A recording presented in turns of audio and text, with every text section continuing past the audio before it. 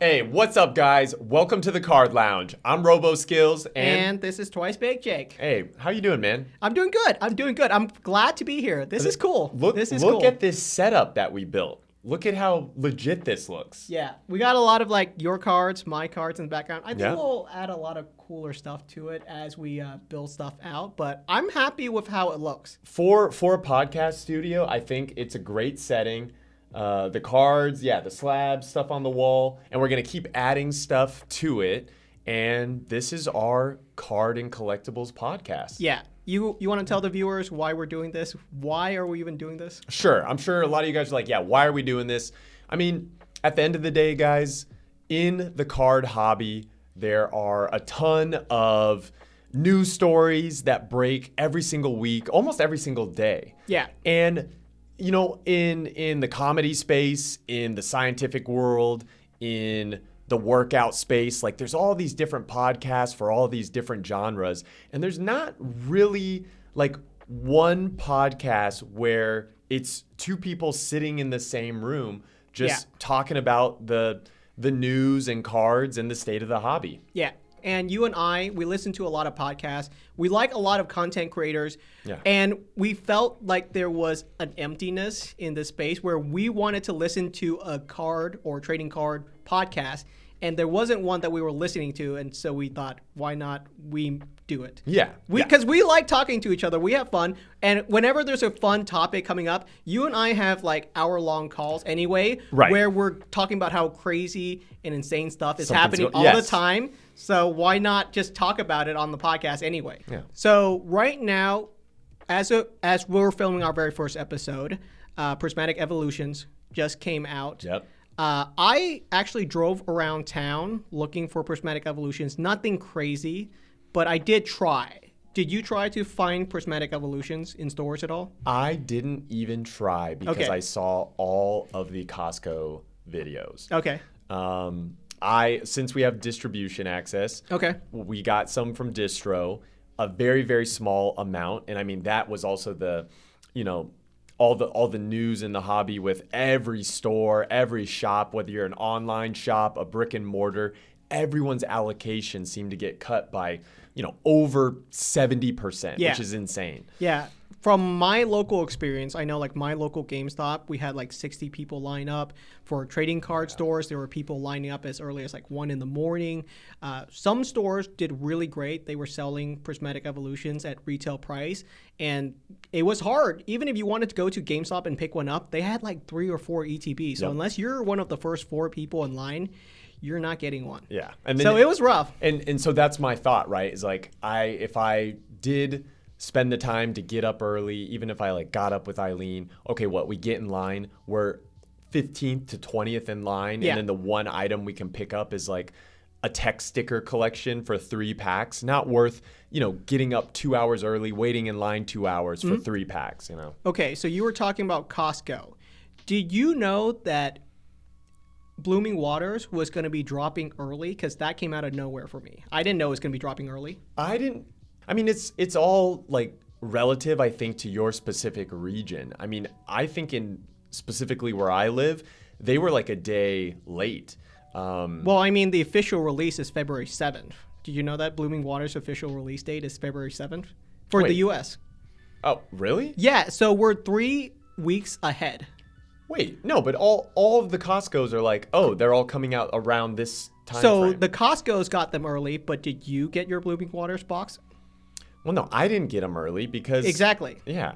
So what I'm trying to say is Costco got them early, and a bunch of people got the notice that Costco specifically got Blooming Waters 3 weeks in advance. Right. Well, we all heard from, all the Canadian Costco's got them even a week earlier. Right. The Canadians one was like a preview of what's to come with all of the fighting that was happening in them, right? And then there were some scary ones, but then there was like the respectful Canadian ones where, some nice lady had them all in a cart, and they just had like 5 of them for each person, and people were walking in, grab your cart. And I'm like, why can't every Costco just implement something like this?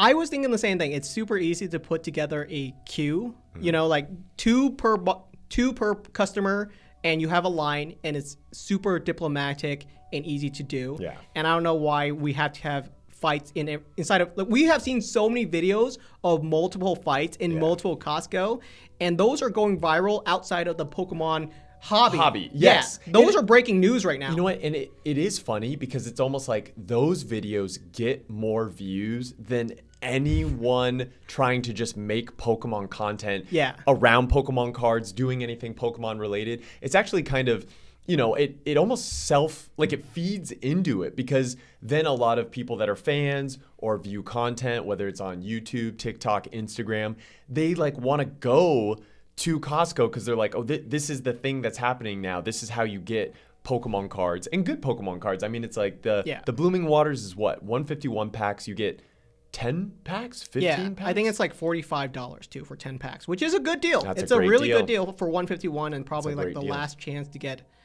any 151 packs, really. It's like the last hurrah for it. For less than like $10 a pack, yeah. Sure. So it makes sense. So I didn't even try. I didn't even try to call my Costco. I didn't even try to wait in line. I didn't even want to try to fight for one. It drained me enough that I was like, I'm not even going to try. Yeah. Well, I just know that, I mean, probably for like you and me, and well, no, actually, you know what, for everyone, this would be a great thing to talk about, because it's like I remember going to shops very, very early on when I was like trying to stream cards when no one could get stuff. Sure. And I mean, this kind of goes into like the origin story of me a little bit, but I remember live streaming was purely just, I was just opening up for myself. But then the boom happened, and this was in 2020. I'd gotten back into the hobby in 2019, and the boom just made like, there was not enough Pokemon being printed to meet demand. I got very used to when I just wanted to get a couple packs, you could go to Target, you could go to Walmart. And since I have adult money, I could buy, what I wanted, but also keep stuff sealed. And I wasn't really like keeping stuff to hoard stuff, but just keeping stuff aside so that if I ever wanted to in the moment feel the itch to rip something, I could just open up packs. Yeah. And then it became this point through, slowly starting to create content on TikTok. And once the ability to live stream became a thing, people would go into my live streams. I'd be opening up stuff, and they'd be like, "Man, I can't get those." It'd be like Champions Path packs around me. Like if I Venmo you $50, can you just send me those packs? Yeah. And I'd be like, I mean, yeah, I could do that. Like I'll help him out because he couldn't get any. Yeah. And it wasn't even. That was around what I guess ETBs were. But, then people would be like, oh, and for your trouble, I'll send you an extra $5, $10. Sure. So it's like, I bought the ETB for $50. He's going to give me $60. I'm going to open it. So I'm getting like content out of it. And then I'm going to just send him the stuff. Sure. And that's kind of how like, I feel a lot of, like rip and ships or live Pokemon pack streams and openings started really in the early days. Yeah. Right now, it feels like everyone and their mom has like a Pokemon card side hustle. Yeah. It's a bit too much, but I do think it's going to eventually die down. I don't know when, but like someone's going to get burned by it. Someone has to. I know on Facebook Lives, like people were doing it. But this was either before Whatnot or Drip or places like that were a thing, or they were in the very, very early stages of starting up. If you wait in line for 5 hours to get an item that you feel like you're going to resell or something, and to make an extra 20, 30, $40, your time that you spent waiting for that, you could just do that doing anything else to make money, and you would profit more than waiting in line to get Pokemon cards. Like back in the 2019, 2020 era, it made sense because if you were just in the Pokemon hobby and you could go pick up cards, if people wanted them online, then it didn't cost you any time to go get stuff. Yeah. But then I remember in the 2020 boom, it was like, it was a 2-week period. I saw stuff on the shelves. 1 week later, it was like 50% of it was there. And I was like, oh, something's happening. I think this was also around when Logan Paul did his, box break of first edition base set. And then the second week, I went to go try to like get stuff, and the shelves were just cleared out. Yeah. And that was my first thought of being like, oh, something is happening in the hobby. So right now, if you want to buy like Prismatic Evolutions, obviously like an Elite Trainer box is like $125 or something like that on TCG Player. I think booster packs are like going for between like 12 to 15 bucks on TCG Player, and like on other like live streaming platforms, it's going for as much as like 20 to 25 bucks, or even like more ridiculous stuff. And obviously, the justification for that is because there's like super expensive hits inside of the set. Yes. And I've said this before, but the pack value inside of Prismatic Evolution is like 30 cents on the low end in a single pack to $5,000 on the high end if you get yourself a God Booster pack. We have never had this scenario in Pokemon before. Right. Okay, yeah. So that's an interesting thing to talk about.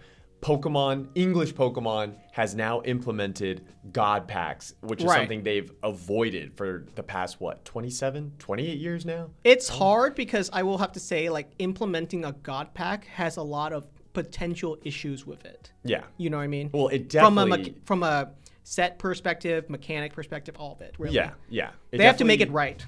Right, and it introduces this kind of... extreme chase element, which just only feeds into the I know people hate to use this term in the hobby, but it's a gamble. Like it makes it much more gambly when you introduce this like high level chase. And so it is interesting that with them implementing that, you see that we have a modern set that just came out, and the pack price is the equivalent of opening up, or even, and can be more so than, a set from 2 blocks back, like not even Sun and Moon, like XY Breakpoint. Yeah. XY Primal Clash. And it's like, oh, why is this set that just dropped, the pack price is the same? But you can go back to XY Breakpoint. The top chase in that set isn't selling for $2,500 raw. Right. Like what the Umbreon is going for right now. Yeah, which is... And I think earlier today I just saw a confirmed sale where from eBay that someone bought one for $2,800. Okay, so right now, do you think those prices are good for the hobby? Because I have my thoughts. Because I personally think there's a limit to how high or how expensive a card should be in a set. Right. After a certain point, it becomes kind of ridiculous, right? Yeah. I think like $600, $800 right now, super reasonable for a modern like top chase card. But right now, obviously in Prismatic Evolutions, it has 200. I'll tell you right now, I was looking at the data. Okay. The top 20 cards in Prismatic Evolutions are all over $100. There's 20 cards that's over $100 that's easily. Crazy. Yeah, there's so many big chase cards. The hits are hard to come by. Mm-hmm. You could open up 50 packs and you might not pull a single one of those $100 cards, but like there's so much value inside of it. That's why the packs are going for crazy expensive amounts of money. Yeah, and you can still get cool hits, like they introduced the Pokeball Holo and the Master Ball Reverse Holos. Another thing that, again, is a new introduction that they kind of ported over from Japanese Pokemon. Yeah. I'm actually curious, when did Japan implement the God Pack? Was it from the first high-class set ever that they ever did? I think the very first God Pack was in Tag Team GX All-Stars. And such a great set. That was like 4 or 5 years ago. So since then, pretty much every single high-class set that they release, they have a God Pack. Yeah. So they've done it for many, many sets. Right. But this is the first time that English has done it. They dabbled in it in 151. You remember the mini God Pack inside of English 151? Right. Those were cute. Those were kind of cute. Little demigod pack, as people would say. Yeah. To go back to your original question, it's like, I think it's kind of, I don't think Pokemon or the hobby cares or it matters what I think on if it's good or bad that Umbreon sold for $2,800. Sure. I just think, what I think about it, honestly, is that you're saying, it gets to a point where a single card price can be a little ridiculous. And I would view, that ridiculous feeling has to be the amalgamation of like what we all feel as in the hobby, because how many people are willing to bump that number up, especially because that sold not buy, it was bidded up to that. So someone was willing to throw down that kind of, change for the Umbreon. And I just feel like it does seem a little high. Sure. As more packs get opened up, more supply enters the hobby. And it does seem like we should see it come down. But knowing that this set already had so much pre-hype built up from Evolving Skies, I would say more so than any major modern set. There's not a modern set that has come out for Pokemon where people were so excited about it because it seemed like the sequel to an already successful, Lost Origin didn't come out and everyone was like, oh, this is Fusion Strike 2.0. Like, everyone knows this is Evolving Skies 2.0. This is the set that has all the alt art evolutions in it. And it's like, because of that, it already has this kind of built-in value, or like the cards are going for higher amounts because you see what the cards are going for from Evolving Skies. Okay, so I cracked open an Elite Trainer box of Prismatic Evolutions. That's all I got my hands on. And I didn't get any hits from my Prismatic Evolutions ETB. Sure. You cracked open a couple packs. Did you get anything good? I filmed a video opening a poster collection. And usually for those videos, I don't even open up like every single pack, for the video. And that's mostly, honestly, just to keep it short because I've been so trained to. Because it needs to be under 60 seconds. Yeah, minute long. Even though now on TikTok you can go over that, but like I try to make it around 60 to 70 seconds. So I opened one and I hit a demigod pack. Oh man, what'd you get, man? But it was the worst one you could pull. Okay, let me guess. Okay. The worst one. Did you get any full art trainer SIR? No. Okay. Are those included in demigod packs? Yes. Actually, I don't know that. I don't know if they're included because they are special illustration rares. I don't know if they are included. I hope they aren't. Yeah, from packs I've seen, I feel like those are just seated in reverse hollow slots. I mean, could you open up a pack and get 3 full art trainers? We'll have to wait and see. Well, yeah. We don't know yet because like people didn't know you could get a God pack just came until we started opening up the packs. Right. They didn't tell us you could. Right. Even as live streamers were opening up, we didn't know that there were demigods or God packs. Yeah. We found out there were demigod packs, and then like we found out that there were God packs. Right. So you pulled a demi. Yes, which is just 3. The 2 reverse hollow slots and the hollow slot all had a secret rare. That's cool. Alt art in them. Oh man, I wish I could get that. I haven't pulled a demigod pack or a God pack in so long. Well, and you know what? I hadn't for a long time until I hit that one. But it was what I got. Yeah. Was 2 of the Ogre Pawns alt arts. I think like the worst ones, like the Hearthflame one. Okay. And the fighting one, I think, is it like Cornerstone? It's a little brutal that they put the Ogre Pawn in the I'm like, set. of course, I was like, oh, give me 1 evolution. Yeah. But I hit 2 Ogre Pawns and then like the worst non-evolution. Yeah. What is it? The Pecorant? Is it called a Pecorant? No, Petrarant. Yeah. Petrarant. Oh, that's how I pronounce it. Is it Pecorant?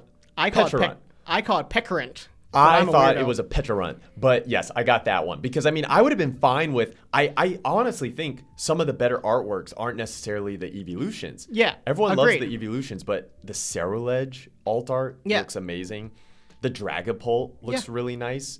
The Terapagos looks good. Yeah, the Iron Hands even though all the SIRs. I'm gonna say this: none of the SIRs are actually bad. The artists are really they're cooking over there. But because there's 32 of them, some of them have to be ranked higher than others. None of them are bad, but clearly people want the Eevee. So I feel kind of bad that all of these amazing SIRs are in the same set. Yeah, because they get compared to each other because they're all in the same set. You're right. If you took any one, if you took like the even just I'm trying to think of one of the ones that's like the Iron Crown or just one of the less popular ones, but you compare it to the artwork of I don't know, like Fusion Strike alt art, not the Gengar VMAX, but maybe the Genesect. Sure. Just breakdancing. It's a cool looking card, but there's clearly more detail and artistry in one versus the other. If you just took all of the 4 Ogre Pawns and just put them in Twilight Masquerade, which is the set that they belong in anyway, because they are in that set. Yeah.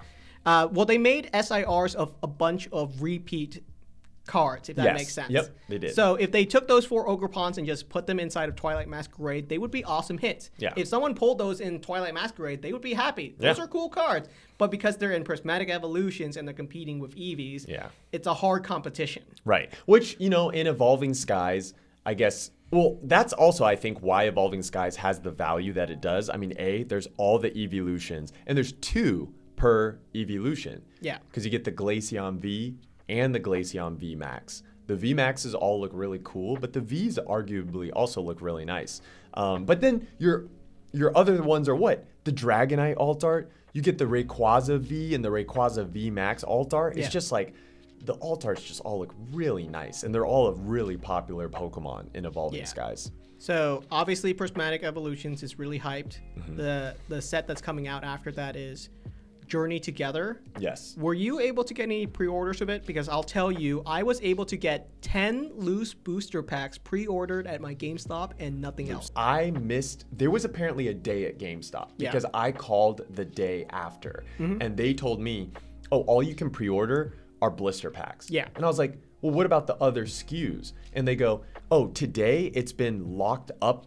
We can't click on that for you. But yesterday, if you had called, you could order 4 Journey Together ETBs, 4 of this box collection, 4 of this box. And I was just like, how would I have known that? Like, so it was just one day you had to know. And really, I probably just wasn't paying attention enough to the just communications around me, because that day I looked in certain Discord groups that I'm in, and someone was talking about it the day before of like, hey, you guys should call GameStop today. You can pre-order Journey Together stuff. It literally happened within 24 hours, which is the Journey Together was announced. You could pre-order Journey Together on GameStop online, and then that was sold out almost immediately. Yeah. And then the only way you could get Journey Together was by going into the store and pre-ordering it. Man, which I would have done. I just needed to know to do it. But it lasted for a day. Yeah. For that one day, if you didn't do that for that first day, the second day you go into, which is what I did. I had to go in the second day. The only thing that was left was the loose blister packs. Yep. And those were limited to 10 blister packs. So I pre-ordered 10 Journey Together blister packs for $60 at GameStop. $6. Well, see, I'm not too worried about the next set because I hope Pokemon is printing more now that they see this kind of resurgence in demand, and also B, it's not a special set like Prismatic Evolutions. Right. So it's since it's a booster box set, I would hope that from distros, stores and shops will be able to get an amount of booster boxes, and booster boxes being opened up by you, me, people in the hobby, that's 36 packs with every item that just, and it's more plentiful supply. Yeah, I know people are just hyped for Pokemon cards right now because obviously like the cheapest booster boxes you can buy are like $150. Bottom of the barrel boxes are $150. Yeah. And Journey Together is not a bad set, but it's not a Prismatic Evolutions. It's not even close. It's closer to like a Stellar Crown. There's like 6 SIRs. There's like 11 illustration rares.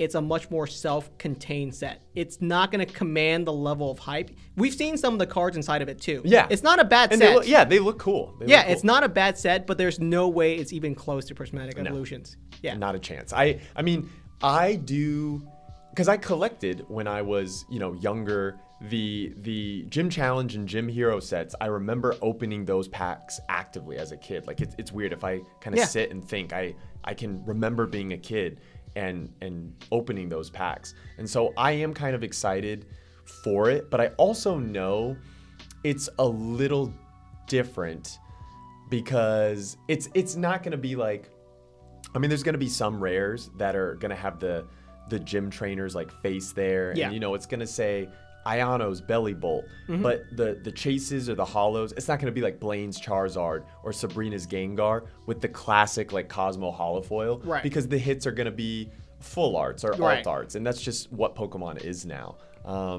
I kind of, man, I know they'll never do this, or maybe they will. That'd be sick. But I just kind of wish they would make a set and go back to that old style of Pokemon card. Yeah. Because that would be really nostalgic. Do you miss the yellow borders at all? I kind of miss the yellow borders, Yeah. but they are also like really bright. They're iconic, but it's a very bright yellow border. You know what I mean? It is. But that's how Pokemon cards were. So it's like, the fact that they would change it now after so long, I mean, I get it. Now the Japanese and the English, or it was really all of the markets, right, had a silver. It was really just English Pokemon that had the yellow, right? Or no, I guess some European cards. I mean, like if you go to if you look like a Spanish like Charizard German or something like that, they're yellow bordered. Yeah. But I guess their two biggest markets are obviously USA and then Japan, and so to have the card borders be more similar, it makes sense. The funny thing is that we're still different. Our card backs are still different, right? Yep. And Japan just likes to be unique. I don't know what's up with it, but I think Japan likes that they're a little bit unique and being different.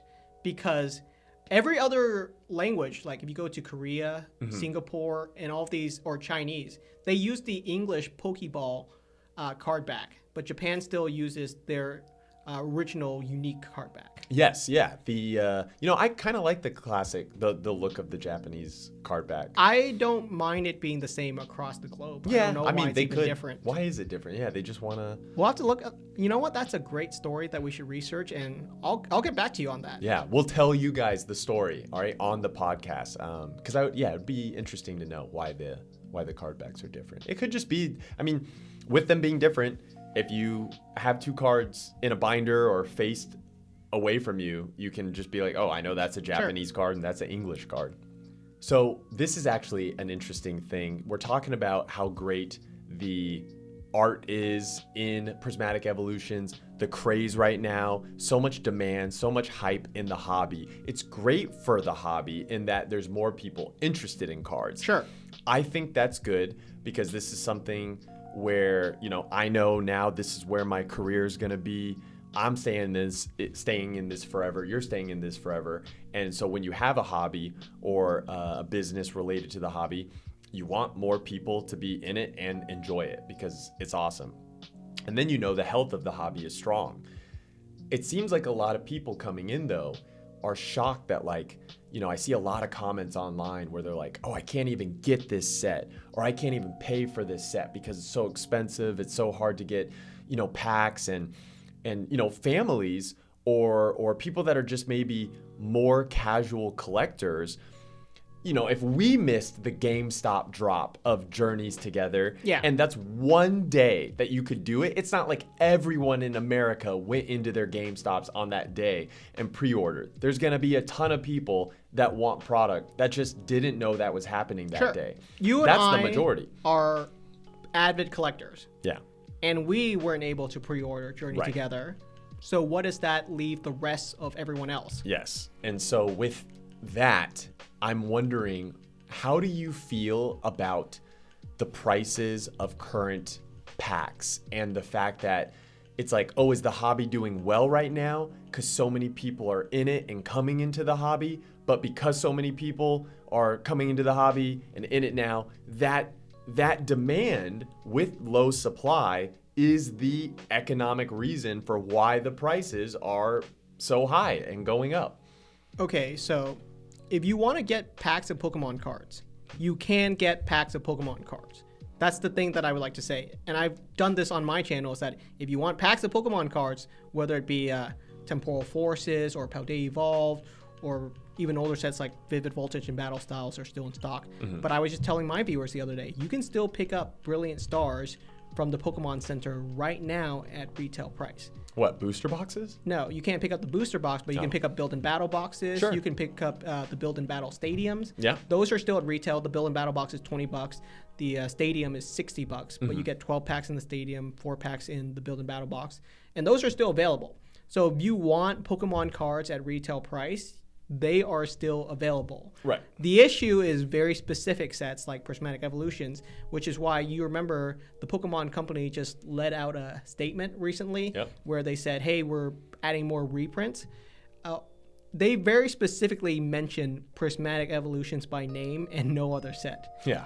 And I kind of agree with that. I know that they're saying like, oh, why is it just Prismatic Evolutions? But Prismatic Evolutions is specifically the hard set to get right now. If you even want Surging Sparks, for instance, you could probably find Surging Sparks inside of like random collector's tin or premium collection boxes. Yeah, boxes that are left on the shelves that people are picking up. You might not be able to find a Surging Sparks booster box, but there are still packs available at Target or GameStop in generic tins. Yes. Right now. But it's hard to pick up Prismatic Evolutions. And do you feel like Pokemon ends up printing an amount where it's very equivalent to, say, like Shining Fates? I remember being active when Shining Fates dropped. I remember, I feel like there was still a huge demand in the hobby, but I remember places having more of it. So I think it initially had more supply than even Prismatic Evolutions and where that's at now. But also, Shining Fates is 4 years old now? Yeah. 3, 4 years old. And I remember a couple of months ago going to a Walmart, and you can still find it in the toy section, like the Cramorant, shiny Cramorant V boxes, in the sense that they printed so much of it that it wasn't out of print even a year later. 2 years later, I still remember you could find the Eevee, just Shining Fates ETBs on the shelves. Yeah, and I warned my viewers about that, which is ultimately, hey, the Pokemon company has the ability to print as much as they want of especially newer sets. Mm-hmm. So when they say they're going to print as much as they want, they are going to crank it up. So is it possible for us to get 3 or 4 straight years of Journey Together? Is it possible for us to get 3 or 4 years straight of Prismatic Evolutions? Mm-hmm. It's possible. It's not impossible, right? Can we still see Prismatic Evolutions ETBs on Walmart shelves in 4 years? We might. It's not impossible. I just feel like people, well, okay, to your point, new sets will come out. There'll be a new shiny thing to chase because, you know, like the Team Rocket set, there's a lot of hype. I feel like people are excited for that, but I do feel like there's something, this set was different. There was something special about this set where even a year from now, if a Walmart just unloaded or Target unloaded a bunch of new ETBs on the shelves, I don't think people are just leaving those there. Like, I think those are insta-scooped. You know, there's interesting products that people have said to be like instant scoop. Yeah. I'm going to jog your memories with a couple of fun ones, okay? Okay. You remember the Charizard Ultra Premium collection? Yes. Those people said were insta-scoop, and you remember what happened to those? You're right.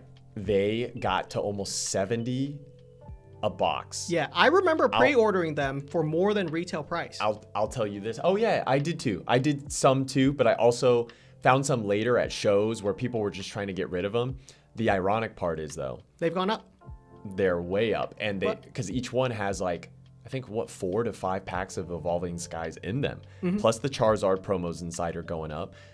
Everyone thought, oh, they printed those into the ground, and they did, which created the effect where people would leave them on the shelves. I never left one on the or not like I scooped all of them up though, but like whenever I saw one available, which was very sparingly, but I'd be like, oh, there's one, or yeah, there's one at Target, I'll pick it up. Yeah. If there's one at a trade show, I'd pick them up because I knew those were instant pickups. It's okay if you pick them up and they gain value 3 years down the line. Yeah. Right? But products should be available at release at retail. Right. It does. Everyone is cool with it climbing 3 or 4 years down the line. Yeah, good But point. people don't like it when it's expensive out the gate. Right. Right. And it's weird. It was kind of expensive out the gate for like a week, and then it just really tapered off. Like, and I remember people were laughing at people that made videos where it's like, look, I got 20, 30 of them, and people were like, you're just gonna be sitting on those. Those are worthless. Now they're not, but it is interesting. So what did Pokemon do? Because that's not a booster box. That was just, they made so many of those. I remember everyone got their fill of those. Yeah. So why can't, for as many Charizard UPCs that they made, why can't they make that many Prismatic Evolutions ETBs and we could all just get our fill? At release, I would like to have as as I want on release. And maybe they're $40 or $30 in ETB, and then 4 years down the line, they climb up. No one would care. I think people are so angry right now because they feel like they can't even try. I know. They weren't even able to raise their hand and say, I want one and get one. I know. You know? And when you don't even have the choice to pick one up, you feel unjust, and you've got to find someone to let out that anger on. Yes. And so, I do see like Pokemon also messing up in that regard, in that, I mean, dude, I couldn't even get the Pokemon Center Prismatic Evolutions ETBs. Yeah. That whole thing happens where you're trying to click fast, you're trying to type because you're trying to beat everyone else to it, and then they go, you seem to be typing faster than the normal human being. And it's like, no, I'm not. Yeah. I'm not like, I'm typing normal, and then they don't let you check out. Then they sold out, and you just know there was someone in America or somewhere that knows how to use bots, and they botted like 50, 100, 200 of them, and you have enough people do that around America or the world, and they just eat the supply. It's like, yeah, you know, that kind of sucks. I know. Pokemon could do something if they really cared. They could do something to stop that. But so I think I've talked about this before, but the Pokemon Company is really old-fashioned in the way that they work. Yeah, stuff is super slow there. And you and I talked about this earlier, which is, I remember back in October when the Pokemon TCG Pocket came out. Yeah. We were talking, and I said, oh, wouldn't it be funny if this app caused a second massive wave of hype in the hobby? Yep. And you and I played the app. We didn't think it was that big of a deal, but it definitely caused at least some kind of ripple in the hobby. Yeah, it got people in. People were excited. It brings people in with the same kind of psychological mechanics as how you bring like gamblers to a casino. And in fact, the Pokemon Pocket app is extremely gambly, I would say. I know so many people that spent so much money on that app, and the cards essentially do nothing. I never spent a penny on that app. And I barely go to it now to even open my 2 free packs a day. I got the pass for the first month. Right. And I open up my packs every day as well. And after a month, I got pretty much almost every card I needed. Yeah. You got multiple copies of... You only need, I think, like 2 copies of every single card to even play. And every card after that, you don't need. It's just an extra card. Yeah. So after opening up 2 packs or 3 packs every single day from what I got, you pretty much got enough for your whole entire collection after a month. Yeah. And I actually did not renew my pass again because I didn't need to. Right. You still get additional like free promos and stuff, but like you didn't need more. Yeah. But it's interesting that, did you feel like this massive hype or wave of hype came out of nowhere? I see. Yeah. I mean, for Prismatic, it's a combination of Pokemon Pocket, and I don't think there was a major catalyst that was as strong as in 2020 when like Logan Paul or Justin Bieber or Steve Aoki were, just doing these box breaks where like if you tuned in on YouTube and you really watched it live, you would like really feel this like nostalgia that that really drove me to collecting more, even though I was already like casually back in it. But there doesn't seem to be a catalyst for Prismatic Evolutions other than the fact that it was it's this like predetermined hype. This is the power of hype. Like Evolving Skies performed so well in Sword and Shield. It seems like all the hits from that set skyrocketed, but also have always seen just an upward trajectory. And everyone was like, this is Evolving Skies 2.0. There was money to be made in Evolving Skies, and now people are like, oh, there's money to be made in Prismatic Evolutions. And I would say, beyond just the hobby and everyone that enjoys Pokemon cards and collecting, there's this whole subgroup of people in cards that I don't want to say aren't like true collector. I would say this is like the and we could probably talk about this for a whole 10-15 minutes, but like there's a group of people that they enjoy Pokemon enough that they'll get into it when they sense hype or that there's money involved and they think they can make some money by opening up stuff. Yeah. And a lot of scalpers, I'm not saying every one of those types of people are scalpers, but scalpers definitely tend to move where the money is. Like when Pokemon was kind of down a little bit, when One Piece was really up. You remember that? Yeah. One Piece was really up when I was playing at the end of last year because a lot of scalpers had moved into it because you could play in these tournaments and they saw what the prize cards were going for. And then it helped all of like One Piece and certain cards and packs to go up a lot because those are all people that are willing to put their money into the ecosystem of it. That's a funny topic because people like to blame scalper as the cause. And to me, scalping is the effect.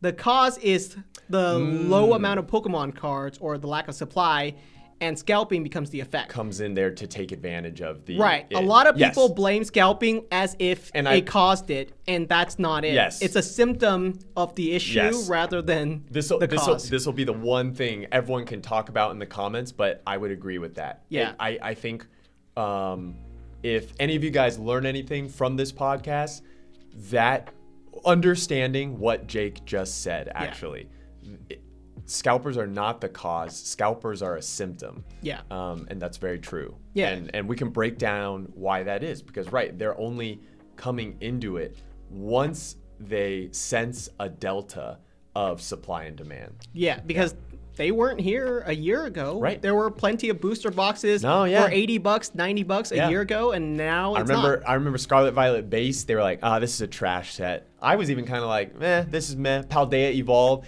Everyone was like, the Magikarp, that looks cool. And it was really good, but it certainly wasn't $1,000 like it is now. Everyone was like, Paldea Evolve's weak.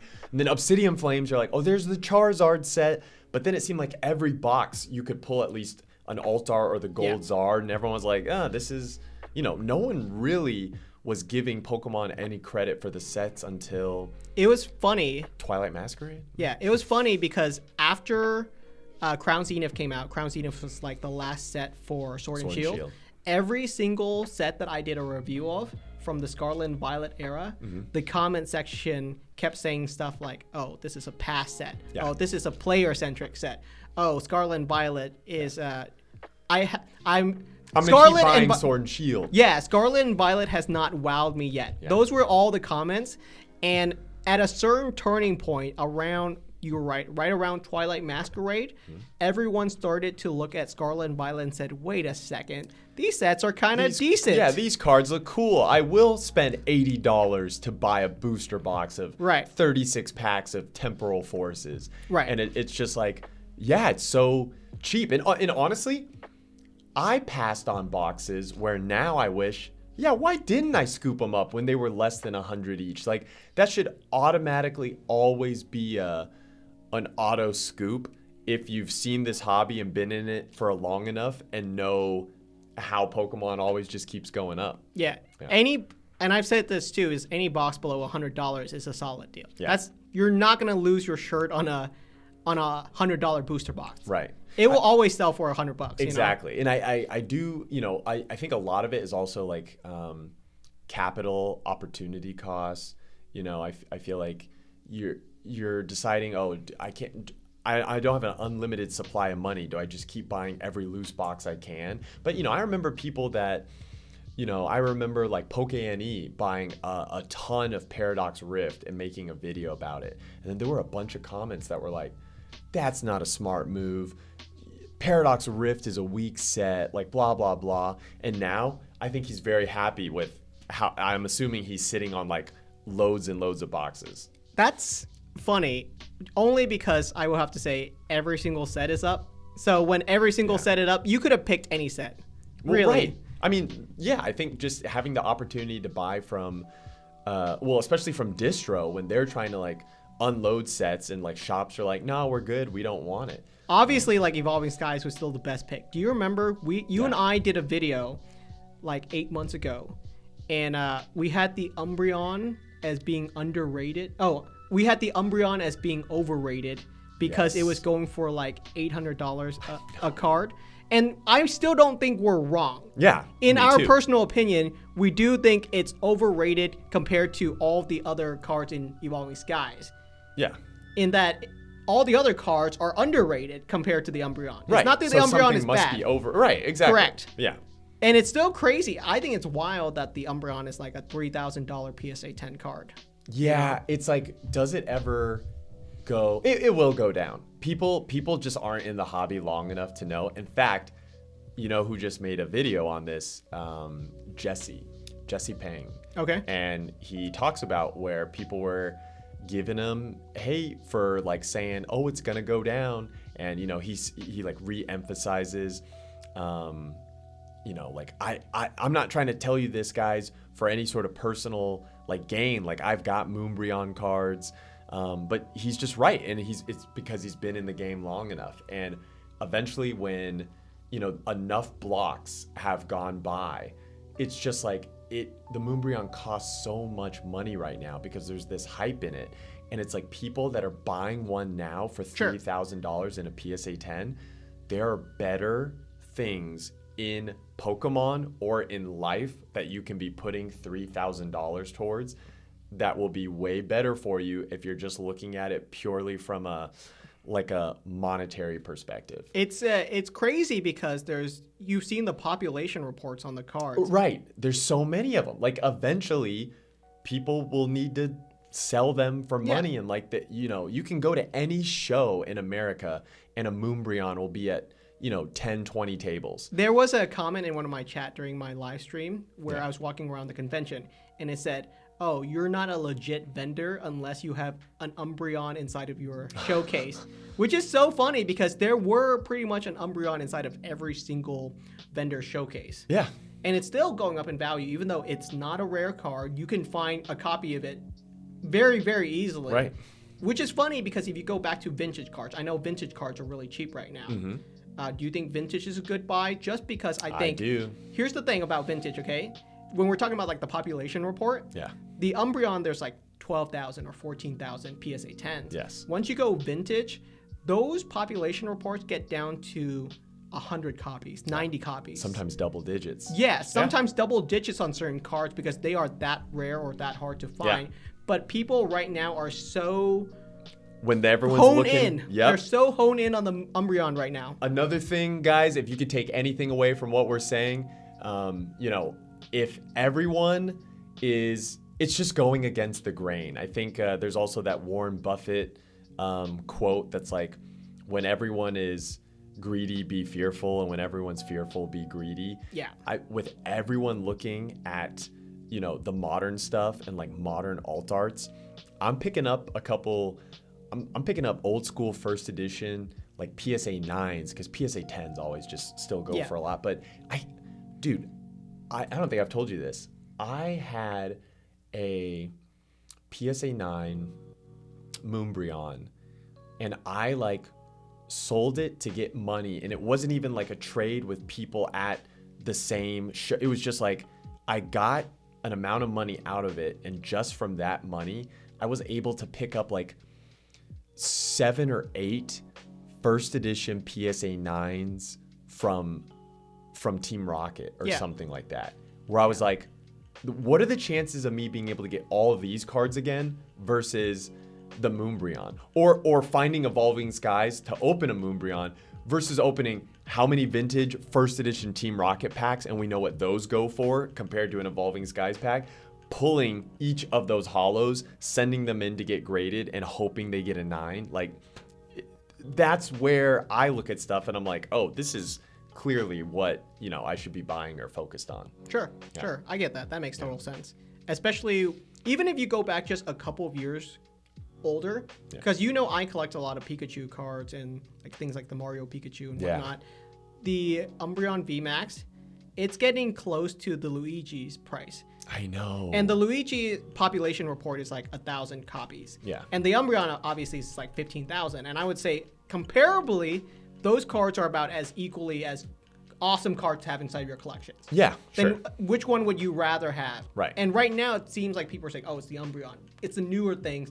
And people tend to forget some of the older cards, but Yeah. they're all still really, really cool. No, exactly. I mean, I still need a full art Mario and Luigi Pikachu in my collection. I never pulled the trigger when I could have got all 4 of them for like $5K. Yeah. And that was arguably that was in the beginning, like near the hype of 2020. And that's why I always say, just collect what you love. I always get this comment in my DMs or on videos where it's like, what should I buy? Is this a better buy? Is this a better, like, Yeah. I remember I have the 2016 Battle Fest of Pikachu, and I still have the date of when I bought that because it was so early on in me coming back into the hobby that I was like, am I really about to drop multi-$1,000 on one card? But it was a BGS 10. I liked the way it looked. And even at like $4,000 or $5,000, I think I got it for $4,500. I was like, this seems undervalued. And that was in the hype of the hobby.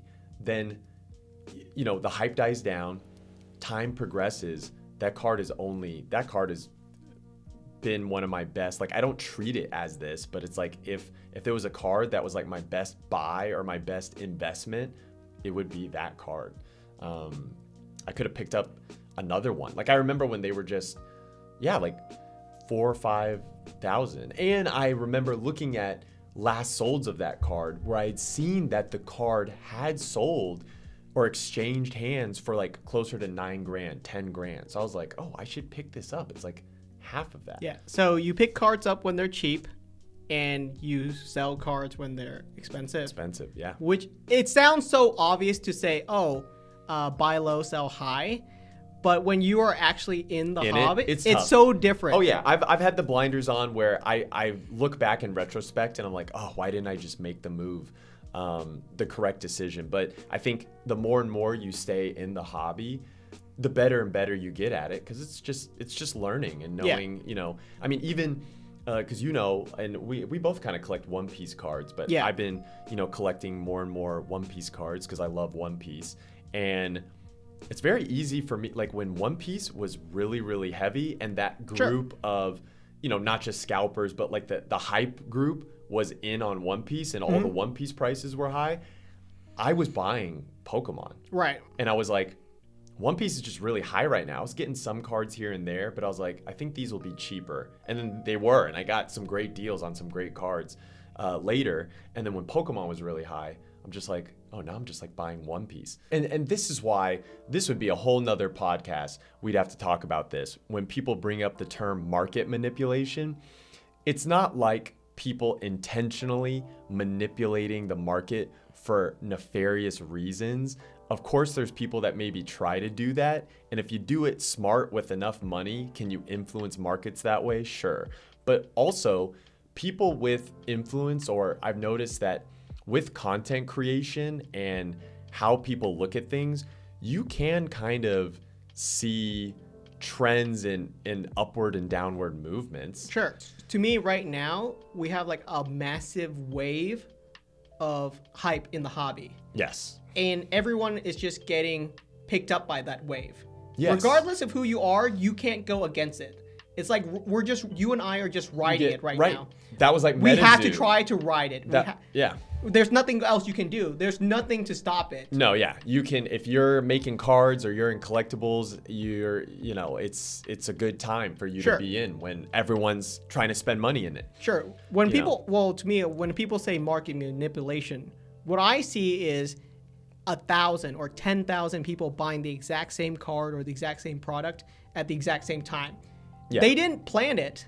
It just happened. No, that's what I'm saying. Exactly. Right. So they're not really manipulating anything. Like, I remember times when I've bought stuff because I'm like, oh, it was the infinite money glitch thing. Sure. It's just like, oh, this is a good buy. I'm going to buy this. But as soon as I figured it out, I saw movement, people buy, like, I'm like, oh, other people figured it out at the exact same time. Sure. And then you're like, all right, I'm checking all these sites, checking all these websites. Let me buy this box or let me buy this card because it's a good buy. And other people just figured it out and it changed the market. But it's not like I was intentionally trying to manipulate it. So on the release day of Prismatic Evolutions, right, the Pokemon Center crashed. Right. Okay.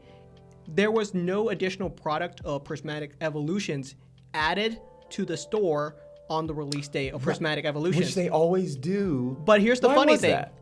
Here's what I'm trying to say. Here's where I'm trying to go with this is the site crashed even though they added no products. Oh, right, because everyone just went there assuming stuff would be there. Yes, yeah, and this is what I mean it. is that there are hundreds of thousands of people out there right now doing the exact same thing that you and I are, which is refreshing the Pokemon Center. That's how much hype it is, but it's not coordinated. Right. It's not like we are all on the same group chat. It just seems coordinated because it's all the same movements. Correct. It's just a massive wave. Right. So what do you call that? I guess what you just described, and I hope everyone listening, that should not be coined or termed market manipulation. It should not. Right, because by the term manipulation being in there, it suggests something like intentional or nefarious almost. Yeah. So is a economics term for it when everyone does the exact same thing at the same time, like buying toilet paper.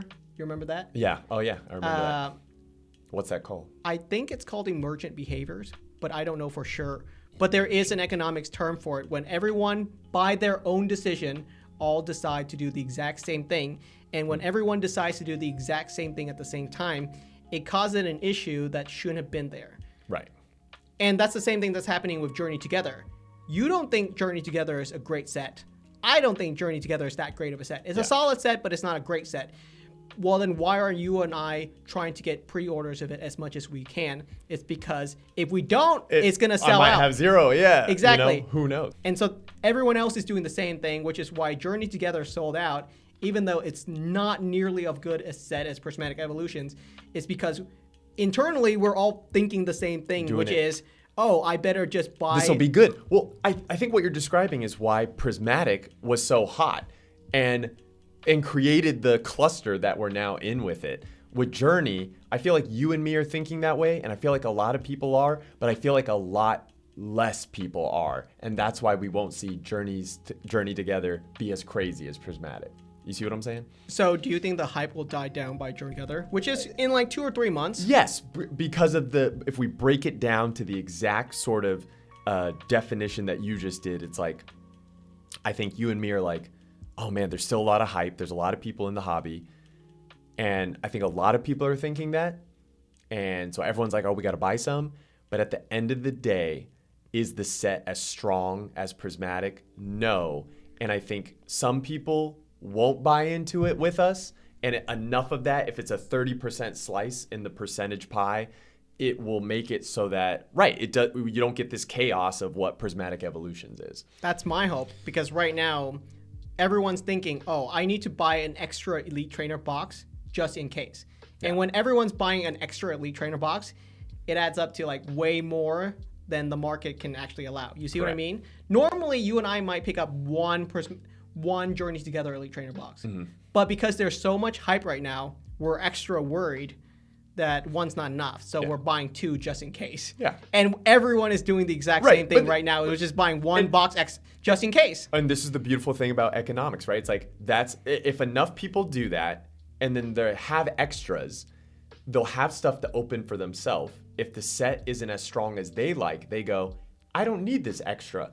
Let me sell it off. Maybe I can recoup my funds back or get a little bit of profit. But if everyone feels that way because the set isn't that strong, you then see a huge influx of supply of everyone trying to sell off that extra one they did.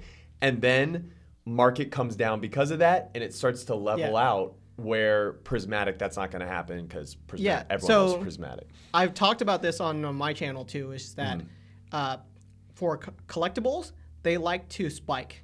They don't like to slowly climb up in value. Yeah. They like to spike quick, and that happens to every card. Let's say like the Bubble Mew, right? The Bubble Mew spike because I have to pick one up because it's going up. If I don't pick one up now, it's going to be more expensive tomorrow. Yep. And everyone's thinking the exact same thing the exact same time. I saw that happen in real time. Right. Because I was helping a homie, like a guy that like collects Bubble Mews like way ahead of time. Sure. Super good dude.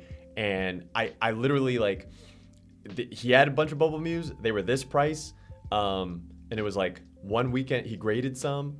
Next weekend, they had all like doubled, tripled, like just everything. It was crazy. And the opposite can occur, which is what you're talking about, which is once people start selling, oh, I better sell now because if I don't sell now, it's going to be cheaper tomorrow. So the exact opposite can happen. Everyone does the same, right? Yeah. So people don't realize this, but the market can spike really quickly for cards, but it can also crash really hard for cards in months. It can go up by thousands and down by thousands in months very quickly. Yeah. People seem to think, oh, once it goes up, it can never go down.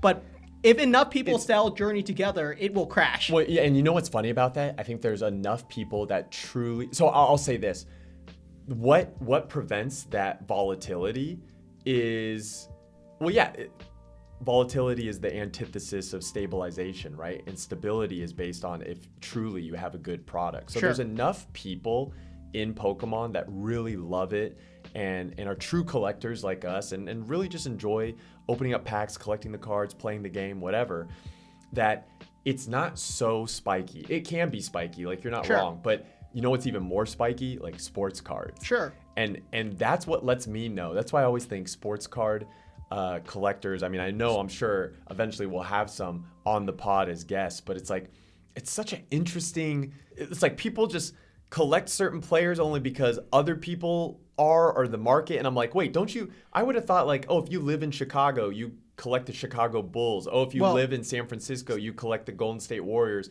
But people just collect certain players and then like when players are down, they're like, oh, we don't collect these guys. And when players are up, it's like, oh, collect them. And I just remember the one time I was blown away by like the thought process of collectors, sports card collectors. I actually pulled the 1-of-1 Zion Williamson. Nice. Like is he still really good? I don't know because I don't follow sports cards that much, and he's not like a player on a team that. It's sports card to me is very funny. Yeah. Because if you have a great prospect rookie card, a 1-of-1, it could go for tens or hundreds of thousands. Yeah. But one knee injury or one bad season, and that exact same card is now worth like 10% of what it used to be. And it tanks so hard. And that's so funny, and that just goes to show you because they're not collecting the card or the artwork. They're investing in not even the player, the perceived future value of the player. I don't know if there's an economics term for that. Economy majors, tell us about all these terms. Some people hit it big. But yeah, it's like perceived future value, or what I like to call PFV. How did we get to sports cards? I don't know. I know. Where were we at? I don't recall. We were just podding, and this is what happens when you pod. And I think we were basically just talking about, you were talking about the volatility of Pokemon, and then I was talking about how sports cards is way more volatile. And it just is because people make moves on things together.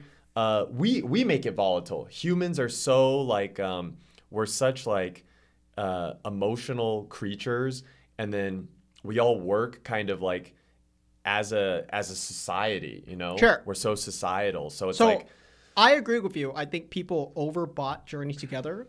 I think there are people out there that would normally only buy one booster box or one Elite Trainer box or pre-ordered of Journey Together. Yeah. And right now, because of the hype, they pre-ordered 3 or 4 booster boxes or 4 Elite Trainer boxes. When they typically wouldn't. Exactly. Right. So that's why Journey Together sold out immediately. Yep. But because Journey Together is a weaker set than Prismatic Evolutions, those people who picked up those 4 boxes might not need 4 when it comes out, and they would probably put it back on the market. And it's going to flood to the market, and so prices for Journeys Together will be cheaper than Prismatic, and they'll level out much faster than Prismatic. Because it all comes down to actually the strength of the set.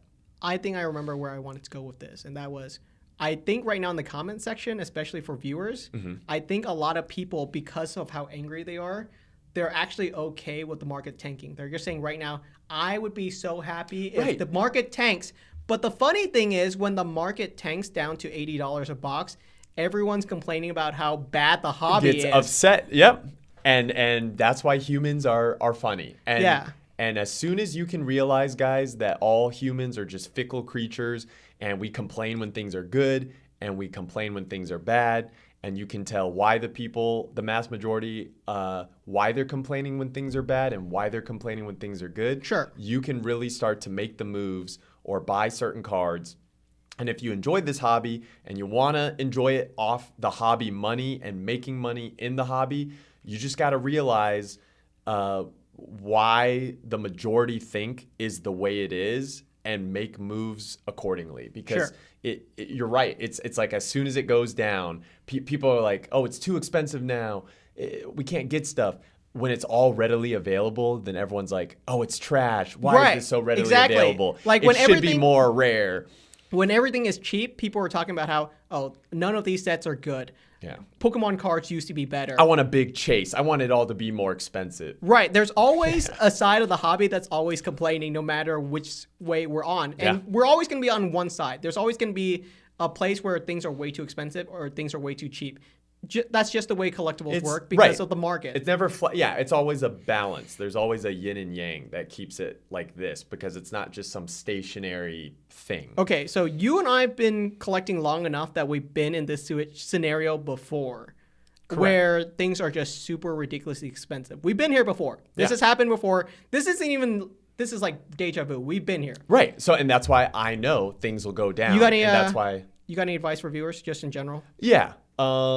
My advice, I know this is kind of wrapping it back around. Guys, do not be buying some of these graded like PSA 10s of the Umbreon or a lot of these modern alt arts at these very, very high points, because if you just exercise a little bit of patience, you can save up money or you can buy sealed things, have fun opening stuff. But if you just buy that card, if you really, really want it and you have the excess funds, it's your money. You can do what you want with it, but you can definitely pick up that card for cheaper later down the line. I know what your game plan is, Rob. You're just trying to save and hoard all the Umbreons for yourself, and that's your goal. Man, you got me. That's definitely that was my grand scheme. That was the plan. But I think I would agree with that. My advice would be just relax. It's a very long journey. We're going to be collecting for pretty much the rest of our lives. So honestly, this hype is like a blip in our collecting journey that I don't think we would probably laugh and look back at this as like a do you remember when that set used to be super expensive? You remember when the Umbreon was $3,000? Yeah, it's like I want that card in my collection and I'll pick it up later when I can just spend maybe $1,000 to pick it up. I hope it gets back to 1,000. Sure, me too, because I don't have one inside of my collection. Yeah, Look at us, guys. Like one. Are we even real collectors if we don't have a Umbreon inside of our collection? All right, I think it's probably time we wrap it up and sign off. Do you want to tell the followers where they can find you? Because I think you live stream and open up some packs. Yes, yeah. You can follow me on TikTok, Instagram, and YouTube at Roboskillz with a Z at the end. So ROBOSKILLZ. I'm going to be putting out some more long form YouTube content on my YouTube channel. But, I make short form videos and do live streams almost every single night. And obviously, you'll be here every single week on Card Lounge as well, because we're co-hosting this. So if you like Rob, he'll be here for a long time to stay. Same here. If you want to see me, I have my own channel on TwicebakedJake. Happy to see you guys there, where we open up packs and we definitely talk about the hobby. It's always fun to be a part of it. So thank you so much for you guys for watching. Yeah, thanks for watching, guys, and we'll see you on the next one.